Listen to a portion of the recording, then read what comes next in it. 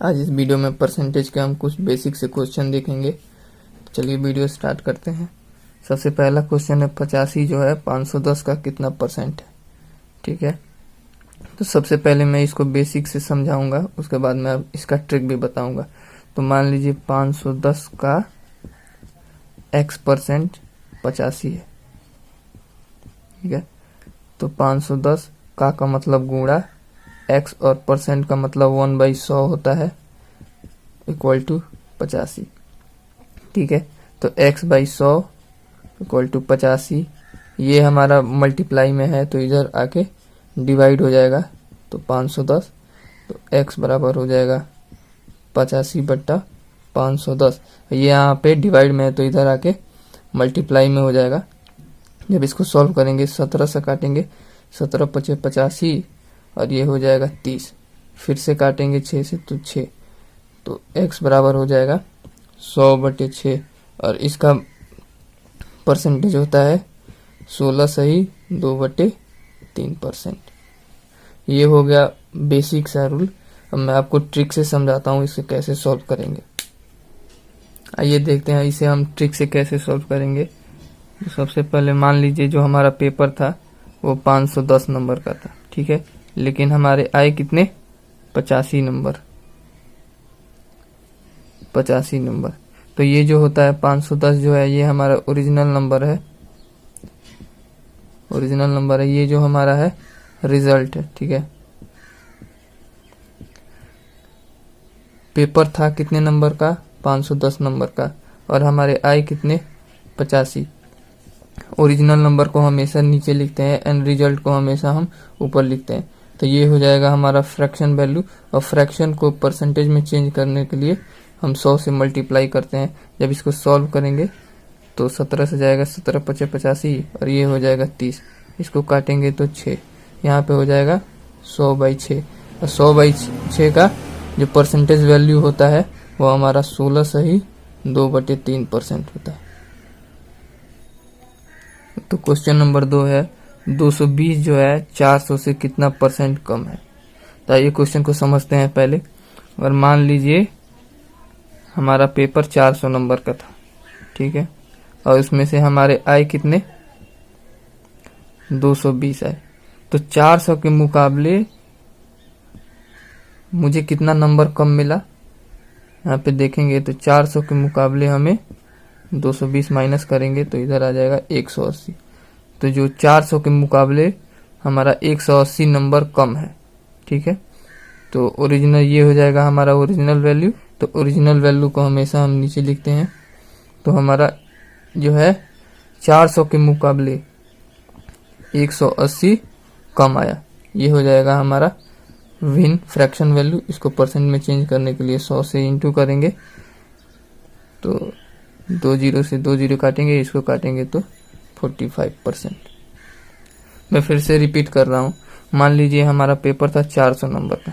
ठीक है, हमारे आए कितने 220 आए। तो जो 220 है वो 400 के मुकाबले कितना कम है। तो 220 जो है 400 के मुकाबले 180 कम है। तो 180 कम है, जो हमारा आया रहता है रिजल्ट होता है उसको हम ऊपर लिखते हैं। तो ये 180 हमारा रिजल्ट है, उसको हम ऊपर लिखेंगे। और 180 किसके मुकाबले कम है 400 के मुकाबले। तो जिसके मुकाबले देखा जाता है 480 कितना कम है, तो 400 के मुकाबले पूछा गया हमसे, तो जिसके मुकाबले पूछा जाता है उसको हम नीचे लिखेंगे 400, तो 180/400 हो जाएगा। और ये हो जाएगा फ्रैक्शन वैल्यू। फ्रैक्शन वैल्यू को हम परसेंटेज में चेंज करने के लिए 100 से इंटू करेंगे। जब इसको सॉल्व करेंगे तो हम 45% हमारा आंसर आ जाए। मतलब हम कह सकते हैं जो 220 है 400 से 45% कम है। चलिए नेक्स्ट क्वेश्चन पे चलते हैं। क्वेश्चन नंबर 3 है 80 जो है 50 से कितना परसेंट अधिक है। ठीक है, तो आइए समझते हैं। सबसे पहले मान लीजिए आपके दोस्त के पास 50 रुपए है। ठीक है, और आपके पास 80 रुपए हैं। तो आपके दोस्त के मुकाबले आपके पास कितने अधिक रुपए हैं, मतलब 50 के मुकाबले आपके पास कितने अधिक रुपए हैं। तो जब 80 में से 50 को माइनस करेंगे तो 30 रुपए आपके पास अधिक है। ठीक है। तो आपके दोस्त के मुकाबले आपके पास 30 रुपये अधिक है, ठीक है। तो ये हो जाएगा 30 रुपये ऊपर लिखेंगे क्योंकि 30 रुपये हमारा रिजल्ट है, और किसके मुकाबले जो देखा जा रहा है, 50 के मुकाबले, ठीक है। तो जिसके मुकाबले देखा जाता है उस वैल्यू को हम नीचे लिखते हैं। तो 50 के मुकाबले देखा जा रहा है तो 50 को मैं नीचे लिखूंगा। ये हो जाएगा हमारा फ्रैक्शन वैल्यू, और किसी भी फ्रैक्शन को हम परसेंटेज में चेंज करने के लिए 100 से मल्टीप्लाई करते हैं। जब इसको सॉल्व करेंगे 0 से 0 कट जाएगा, 5 से काटेंगे तो 20 पे, तो ये हो जाएगा 60%। तो हम कह सकते हैं 80 जो है 50 से 60% अधिक है। चलिए नेक्स्ट क्वेश्चन पे चलते हैं। क्वेश्चन नंबर 4, 0.01 0.1 का कितना परसेंट है। तो इसको मैं सबसे पहले आपको बेसिक से समझाता हूँ, ठीक है। मान लीजिए 0.1 का x% 0.01 है, ठीक है। इसको सॉल्व करेंगे तो ये हो जाएगा 1/10 का मतलब गुणा और x, अब परसेंट का मतलब होता है 1/100, तो नीचे में 100 आ जाएगा। जब इसको सॉल्व करेंगे दशमलव हटाएंगे तो ये हो जाएगा 1/100, ये 100 से ये 100 कट जाएगा, यहाँ पे हो जाएगा x/10 = 1। तो x बराबर इधर डिवाइड में है तो उधर जाएगा तो मल्टीप्लाई में हो जाएगा, तो यहाँ पे हो जाएगा 10%। क्वेश्चन नंबर 5, ये जो क्वेश्चन है वो हमारा इम्पोर्टेंट क्वेश्चन है क्योंकि इस टाइप के क्वेश्चन हमारे एसएससी एग्जाम में पूछे जाते हैं। तो ये देखते हैं इसे कैसे सॉल्व करेंगे, ठीक है। किसी संख्या का 10% स्वयं में जोड़ दिया जाए। स्वयं में जोड़ दिया जाए का मतलब होता है कि संख्या का 10% ही संख्या में ही जोड़ दिया जाए, ठीक है। तो संख्या 99 हो जाती है। तो मूल संख्या क्या है, तो 10% बराबर कितना होता है, 10/100, ठीक है। और ये 100 का ये 10% 10 होता है। तो मान लीजिए हमारी संख्या अगर 100 है, ठीक है, और उसमें संख्या का 10% अगर जोड़ दिया जाए तो हमारी संख्या जो होती है वो 110 हो जाती है। लेकिन हमें परसेंटेज वैल्यू पे लेके नहीं चलना है, हम फ्रैक्शन मेथड पे इसको सॉल्व करेंगे। तो फ्रैक्शन मेथड पे सॉल्व करेंगे तो ये कितना हो जाएगा, 1/10। अगर हमारी मूल संख्या 10 है, उसमें अगर मैं 1 जोड़ता हूँ, मूल संख्या 10 है उसमें अगर मैं 1 जोड़ता हूँ तो ये हो जाएगा 11।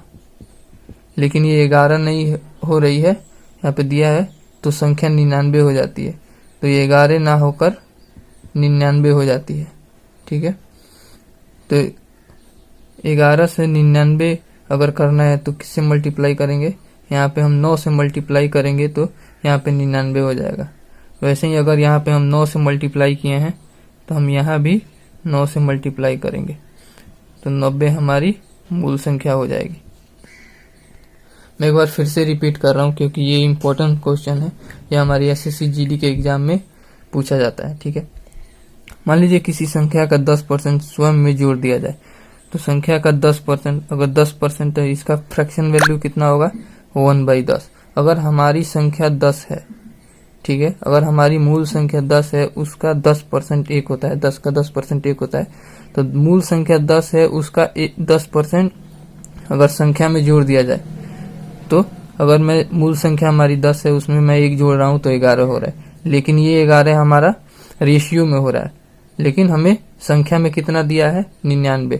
तो ये 11 ना हो करके 99 हो जा रही है। तो अगर यहाँ पे 11 है, यहाँ पे 99 है, तो 99 करने के लिए हमें 11 में कितना से गुणा करना पड़ेगा, तो 99 हो जाएगा। तो 11 में हम 9 से गुणा करेंगे तो ये हो जाएगा 99। अगर हमने यहाँ पे 9 से गुणा किया तो यहाँ भी हम 9 से गुणा करेंगे, तो 10 में 9 से गुणा करेंगे तो ये हो जाएगा 90। तो हमारी मूल संख्या जो है, मूल संख्या 90 हो जाएगी। तो ये था कुछ बेसिक क्वेश्चन। कल से हम एसएससी जीडी में जितने टाइप के क्वेश्चन पूछे जाते हैं उसको कवर करेंगे। तो चलिए आज की वीडियो में इतना ही।